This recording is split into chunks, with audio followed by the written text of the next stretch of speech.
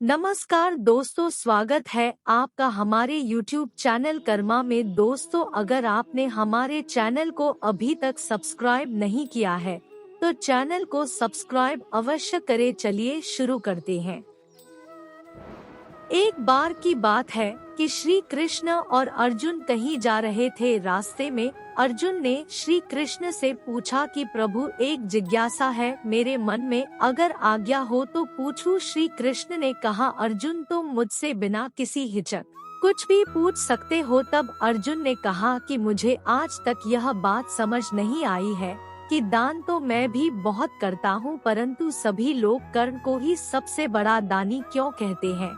यह प्रश्न सुन श्री कृष्ण मुस्कुराए और बोले कि आज मैं तुम्हारी यह जिज्ञासा अवश्य शांत करूँगा। श्री कृष्ण ने पास में ही स्थित दो पहाड़ियों को सोने का बना दिया। इसके बाद वह अर्जुन से बोले कि हे अर्जुन, इन दोनों सोने की पहाड़ियों को तुम आसपास के गांव वालों में बांट दो। अर्जुन प्रभु से आज्ञा लेकर तुरंत ही यह काम करने के लिए चल दिया। उसने सभी गांव वालों को बुलाया, उनसे कहा कि वह लोग पंक्ति बना ले, अब मैं आपको सोना बांटूंगा। और सोना बांटना शुरू कर दिया। गांव वालों ने अर्जुन की खूब जय जयकार करनी शुरू कर दी। अर्जुन सोना पहाड़ी में से तोड़ते गए और गांव वालों को देते गए। लगातार 2 दिन और 2 रातों तक अर्जुन सोना बांटते रहे।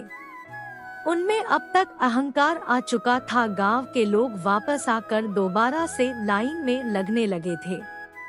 इतने समय पश्चात अर्जुन काफी थक चुके थे। जिन सोने की पहाड़ियों से अर्जुन सोना तोड़ रहे थे, उन दोनों पहाड़ियों के आकार में जरा भी कमी नहीं आई थी। उन्होंने श्री कृष्ण जी से कहा कि अब मुझसे यह काम और न हो सकेगा, मुझे थोड़ा विश्राम चाहिए। प्रभु ने कहा कि ठीक है, तुम अब विश्राम करो। और उन्होंने कर्ण बुला लिया। उन्होंने कर्ण से कहा कि इन दोनों पहाड़ियों का सोना इन गांव वालों में बांट दो। कर्ण तुरंत सोना बांटने चल दिए। उन्होंने गांव वालों को बुलाया और उनसे कहा, यह सोना आप लोगों का है, जिसको जितना सोना चाहिए वह यहाँ से ले जाए। ऐसा कहकर कर्ण वहाँ से चले गए। यह देखकर अर्जुन ने कहा कि ऐसा करने का विचार मेरे मन में क्यों नहीं आया। श्री कृष्ण ने अर्जुन को शिक्षाप्रद भाव से जवाब दिया कि तुम्हें सोने से मोह हो गया था।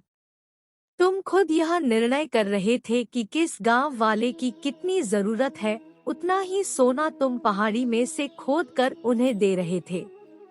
तुम में दाता होने का भाव आ गया था। दूसरी तरफ कर्ण ने ऐसा नहीं किया। वह सारा सोना गांव वालों को देकर वहां से चले गए। वह नहीं चाहते थे कि उनके सामने कोई उनकी जय जयकार करे या प्रशंसा करे। उनके पीठ पीछे भी लोग क्या कहते हैं, उससे उनको कोई फर्क नहीं पड़ता। यह उस आदमी की निशानी है जिसे आत्मज्ञान हासिल हो चुका है। इस तरह श्री कृष्ण ने खूबसूरत तरीके से अर्जुन के प्रश्न का उत्तर दिया। अर्जुन को भी अब अपने प्रश्न का उत्तर मिल चुका था। कथासार दान देने के बदले में धन्यवाद या बधाई की उम्मीद करना भी उपहार नहीं, सौदा कहलाता है। यदि हम किसी को कुछ दान या सहयोग करना चाहते हैं तो हमें यह बिना किसी उम्मीद या आशा के करना चाहिए, ताकि यह हमारा सत्कर्म हो, न कि हमारा अहंकार। इस भगवत गीता के श्लोक में अर्जुन स्वयं को असहाय सा महसूस कर रहा है, क्योंकि अर्जुन को भौतिक वस्तुओं से आसक्ति के कारण अर्जुन की ये स्थिति हो रही थी। अर्जुन युद्धभूमि में खड़े होकर खुद को युद्ध करने के लिए तैयार नहीं कर पा रहे थे। रह रहकर अर्जुन को यही विचार आ रहे थे, यदि युद्ध में जीत हासिल कर ली तो भी यह हार है, उसकी जीवन की सबसे बड़ी पराजय साबित होगी। उसके जीवन की युद्ध में खड़े सारे महारथी उसके अपने ही थे। अर्जुन के दिल में यही एक बात चुभे जा रही थी कि इनकी हत्या युद्ध में करना भी उसके लिए महापाप होगा। ऐसी जीत हासिल करने की उसकी तनिक भी इच्छा शेष नहीं है। अब अर्जुन को भौतिक वस्तुओं से आसक्ति के कारण युद्ध करना, जो उस वक्त उसका कर्म था, वह कर्म से दूर भाग रहा था। वह ये तय नहीं कर पा रहा था कि अपने कर्म करे या कर्म के नाम पर युद्ध करे। इस कलयुग में मनुष्य को ऐसे ही परिस्थिति से गुजरना पड़ रहा है। मनुष्य में स्वार्थ भावना अधिक जागृत हो चुकी है। हर कोई अपनी इच्छा के प्रति जरूरत से ज्यादा आसक्त है। इच्छा मनोकामना पूर्ण करने में ही संलग्न है। सांसारिक मोह में हर प्राणी फंसा हुआ है। ईश्वर की पूजा आराधना मानो अभी श्लेष मात्र रह गई है। ईश्वर भक्ति मनुष्य के हृदय से गायब हो रही है। सांसारिक मोह के कारण श्री कृष्ण ही सर्वत्र है। कृष्ण पर ही आस्था से हम इस माया रूपी संसार से तर पाएंगे। ये भावना सुप्त अवस्था में जा रही है। कृष्ण भक्ति से मनुष्य का उद्धार है। ये संपूर्ण संसार के रचयिता भगवान श्री कृष्ण ही है। जिन्होंने ये संसार को रचा, उनको सच्चे मन से आत्मसमर्पण का भाव रखे तो वह हमें संसार के सारे दुखों से छुटकारा दिलवा सकते हैं। ईश्वर भक्ति भी एक कार्य के समान रह गई है।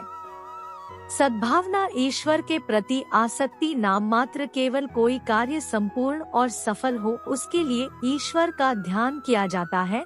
नित्य प्रतिदिन ईश्वर भक्ति के लिए समय की कमी का बहाना बना दिया जाता है।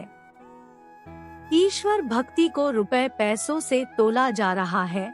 जिनके पास धन दौलत अधिक है वे उतना अधिक दान दे तो ऐसे लोग ईश्वर के सच्चे भक्त कहे जाते हैं।